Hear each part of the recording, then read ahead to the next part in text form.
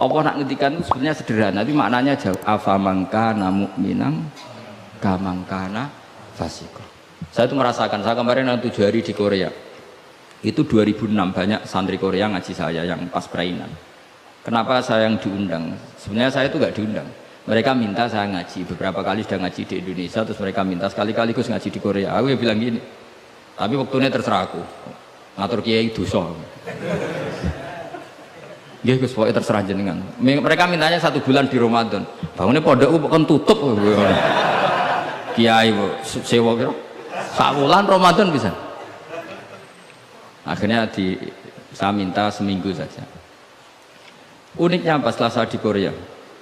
Tahun 2006 tuh Kang Ali Imron itu mereka ngaji saya di Jogja. Delalah saya pas nerangkan ayat ya ayyuhalladzina amanu alaikum anfusakum la yadurrukum man dhalla idza tadaitum. Wahai orang-orang yang beriman, jaga diri kamu secara baik-baik. Setelah kamu menjaga kebaikan kamu, setelah kamu menjaga iman kamu, setelah kamu menjaga konsisten istiqomah kamu, la yadurrukum man dhalla idza tadaitum. Orang sekeliling kamu sesat enggak masalah. Kamu hidup di Jakarta enggak masalah, di Hong Kong enggak masalah, di Thailand enggak masalah. Sementing kesehatan kamu terjaga. Itu mereka terinspirasi. Itu satu-satunya ayat Gus yang menjadi kita nyaman hidup di Korea. Ustadz-ustadz di sana merasa nyaman. Enggak apa-apa kita dikepung orang ateis, dikepung orang macam-macam. La yadurrukum man dhalla idza tadaitum. Akhirnya dikenang, nasihat saya itu dikenang. Akhirnya mereka sepakat ngundang saya, semua guru-guru, terus tak ijazahi itu. Ya sudah, Korea itu bumi ateis, bumi di sini tuh nangis semua karena lama nggak dipakai sujud. Padahal lakal hamdu mil'us samawati wa mil'ul ardi, bahwa memuji Allah itu harus memenuhi langit dan memenuhi bumi. Nanti kalau orang Korea nggak ada orang Indonesia, bumi ana sing lodang. Jadi didelok malaikat kok dhuwur, ini kok lodang karena nggak ada yang sujud. Tapi baru kayak dikepung TKI 49.000 dan itu separuh lebih sholat. Sholatnya keren pisan, kadang ning Thailand, kadang ning gone. Karena kalau pas kerja itu waktu sholat disamakan waktu jeda 5 menit ke kamar mandi. Jadi rata-rata sholatnya itu pas di kamar mandi. Lucunya kalau mereka sedang baik nawani gini, apa tak belikan patung juga? Karena pernah ada orang TKI sholat itu diincengin ngisor. Mereka aneh, ada sembahyang kok tanpa patung. Karena tahunya mereka ya namanya sembahyang pakai patung. Jadi betapa mereka nggak kenal sekali sama Islam. Dan itu pertama kenal barokahnya orang-orang Indonesia. 49.000. Nah sekarang udah bikin masjid, doa apa, terus ada yang ngontrak masjid. Jadi masjid itu unik. Kadang lantai 1 gereja, lantai 2 bar, lantai 3 masjid. Jadi saya pernah ngaji bab itu mau ke masjid ngelewati gereja dulu. Jadi masjid gambarnya salib. Karena yang di bawah itu gereja. Lewat situ. Lantai 2 bar. Bar itu lantai 3 masjid. Kadang balikannya masjid dulu bar. Jadi ya nguji iman betul. Teman saya ada yang cerita, saya pernah Gus mau ke masjid, lantai 2 bar sudah kan masuk setengah. Ke masjid apa di sini aja ya?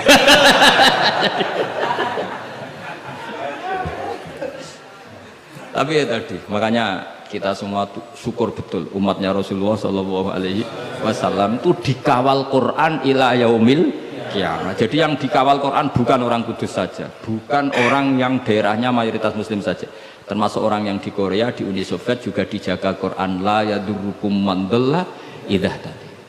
Saya punya dokumennya ya, orang-orang Rusia Kang Ali ketika Uni Soviet itu mengkooptasi 100 tahun. Itu orang-orang Islam turunan Uzbek, turunan Syria, turunan Arab. Itu kalau ngajarkan tauhid itu di basement, di bawah tanah. Karena mereka dipaksa menjadi komunis. Tapi Allah itu maha kuat. Allah wal qawi, Allah itu zat yang kuat, gak terkalahkan. Mereka selalu ngajar anak-anaknya di bawah tanah untuk ngajarkan tauhid. Dan doa mereka didengar Allah. Akhirnya Uni Soviet hancur menjadi negara persemakmuran. Tapi sekali menjadi negara persemakmuran langsung menjadi negara Islam, yaitu Ceknya Uzbek Tajikistan. Laukanu khina kufrihim tidak belajar Islam maka tidak bisa mendirikan negara Islam. Tapi karena mereka ketika dikooptasi Uni Soviet tetap belajar Islam, sehingga pertama merdeka langsung negara Islam. Andai kan mereka sudah meninggalkan Islam secara pelajaran maka tidak bisa mendirikan negara Islam. Tapi mereka ketika dikooptasi tetap belajar Islam meskipun sembunyi. Sebenarnya itu jenenge la yadurrukum man dhalla idza tadaitum. Jadi orang sekeliling kamu sesat gak masalah, asal komitmen kamu sendiri tercerahkan atau mendapat hidayah. Dan saya itu ingin ya Quran seperti ini tuh mancep neng umat Rasulullah Shallallahu Alaihi Wasallam. Jadi eling-eling ya ayyuhalladzina amanu alaikum anfusakum la yadurrukum man dhalla idza tadaitum. Jadi kamu tidak usah takut sama kayak apa Jakarta kata orang banyak kota maksiat gini-gini, itu tidak benar. Banyak orang-orang alim, siapa yang nggak ngerti Habib Mundir di era modern, sampai majelis Rasulullah besarnya juga di Jakarta. Siapa yang nggak ngerti keluarga Kuitang? Orang-orang alim yang non habaib juga banyak. Dulu ada Mbak Syafi'i, sekarang ada Pak Sukron Makmun, Pak Nur Iskandar. Banyak teman-temannya bapak yang alim di Jakarta. Santri saya yang Jakarta ya banyak. Muhibin saya Jakarta ya banyak. Karena ketika orang itu baik, itu la yadurrukum man dhalla idza tadaitum. Uni Soviet kayak apa dikjayanya?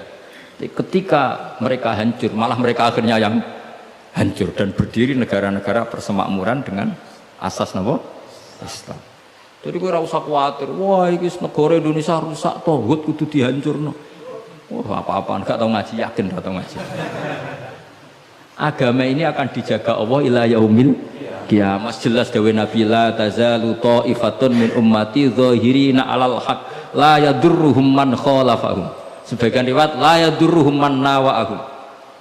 Agama ini kata Nabi selalu umatku ini ada pembela-pembela kebenaran ila yaumil qiyamah kata Nabi. La yadurruhum man khalafahum, dan umatku yang bela kebenaran ini tidak akan terkalahkan oleh orang yang menentang mereka. Dulu ketika kita kecil sampai pengajian kudu lapor Polres mubalake di data. Iya bener riyen. Saniki pengajian rasa diundang polsek ora bedanya kan jauh sekali. Dulu kan kayak kesulitan, sekarang kayak apa? Padahal kualitas ibadah kita mungkin hebat, udah mungkin mesti hebatnya wong dhisik-dhisik. Tapi agama ini dijaga Allah. Nah cara kiai-kiai sing tasawuf dhisik digawa Imam Ghazali, Syekh Abdul Qadir Jilani. Iku agama mlaku. Berhubung agama diurusi pangeran, saiki digawa mudin ya mlaku. Mergo sing ngurusi pangeran. Cara sing ngurusi manusa agama iku wis tutup. Mergo sing gawa trimo mudin. Tapi berhubung di Joko Pangeran, sing gawa rodok-rodok pidol wis tetep mlaku. Jadi Hamdani wis tetep mlaku. Ya memang Allah Ta'ala sudah janji la tazalu ta'ifat. Ini dawuh Kanjeng Nabi. Dawuh Kanjeng Nabi tentu semakna dengan wahyu. Karena apa? Wa ma yantiqu 'anil hawa in huwa illa wahyu yuha. Jadi dawuh Nabi la tazalu ta'ifatun min ummati zahirina 'alal haq la yadurruhum man khalafahum. Jadi umatku akan selalu ada yang membela kebenaran dan tidak akan terkalahkan oleh yang menentang. Tapi syaratnya tadi loh ya, syaratnya seperti di Quran tadi, idza tadaitum. Kalau di Kudus bar bisa rame, tapi nyatanya pengajiannya Ki Saroni ya bisa rame. Artinya kebenaran itu nggak pernah kalah. Coba saya sekarang hitung saja, konser dangdut sama sholatnya Habib Syekh, pendatangnya banyak mana coba? Tetap menang Habib Syekh. Sekarang orang yang di bar sama ngaji Jumat pagi banyak mana? Banyak banget. Artinya kebenaran itu selalu menang.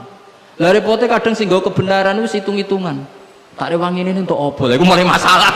Kalau yang bawa saja sudah ada ikhlas itu mulai. Asal yang bawa ikhlas, insya Allah tetap menang. Gitu.